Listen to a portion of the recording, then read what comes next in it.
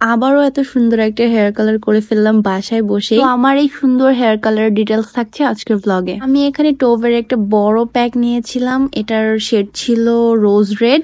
Last time আমি যখন বাসায় হেয়ার কালার করেছিলাম তখনও আমি কিন্তু টোভটাই চুজ করেছিলাম, সো এবারও আমি টোভটাই পারচেস করেছি, জাস্ট শেডটা ডিফারেন্ট ছিল। হেয়ার কালারের ফার্স্টে আমি কালার গুলা ঢেলে নিচ্ছি। এখানে কালার প্লাস ডেভেলপার আমি নিচ্ছিলাম। আমি আজকে একটা ভুল করেছি, সেটা হচ্ছে মানে আমি যেহেতু বড় প্যাক নিয়ে, সো আমার উচিত ছিল যে অল্প অল্প করে অ্যাড করা, কজ আমার চুলের লেন্থ ছোট। বাট আমি করছি কি যে আমি মানে ফুল যে ডেভেলপার প্লাস কালার সব একসাথে মিক্সড করে ফেলছি, দ্যাটস ওয়াই আমার কালার কিন্তু অনেকখানি ওয়েস্ট হয়েছে।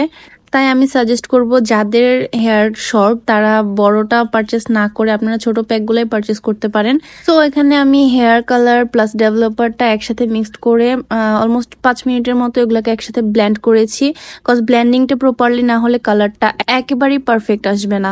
এগুলো হচ্ছে কেমিক্যাল প্রোডাক্ট, সো ইউজের আগে অবশ্যই গ্লাভস পরে নেবেন। এটা ছিল আমার আগের হেয়ার কালার। এখানে আমি অ্যাশ ব্লন্ড করেছিলাম এন্ড এই কালারটা অলমোস্ট নিচে চলে গেছে, সো আমি এবার নতুন হেয়ার কালার ট্রাই করতেছি।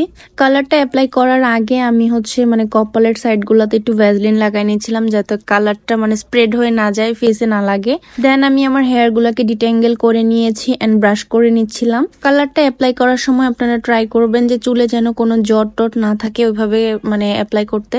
দেন আমি ফার্স্টে মানে হেয়ারটাকে ডিটেঙ্গেল করে জাস্ট অল্প অল্প করে হেয়ার নিয়ে পিছন থেকে দেন হচ্ছে ব্রাশ দিয়ে অ্যাপ্লাই করতেছিলাম। কালারটা অ্যাপ্লাই এর সময় চুলে কালার দিবেন আর হচ্ছে চিরুনি দিয়ে ব্রাশ করতে থাকবেন, তাহলে আপ টু বটম একদম প্রপারলি কালারটা লাগবে চুলে। আমার কালার লাগানো শেষ, আমি এখন 30 মিনিটস এর মতো ওয়েট করব। আফটার 30 মিনিটস আমি চুলটাকে জাস্ট নর্মাল পানি দিয়ে ওয়াশ করেছি এন্ড আপনারা কালারটা জাস্ট দেখেন, এত সুন্দর হয়েছে মাশাআল্লাহ। আমার তো অনেক বেশি ভালো লেগেছে। নতুন হেয়ার কালারটা আমাকে কতটুকু মানাচ্ছে জানি না, বাট আমার কাছে তো অনেক ভালো লেগেছে।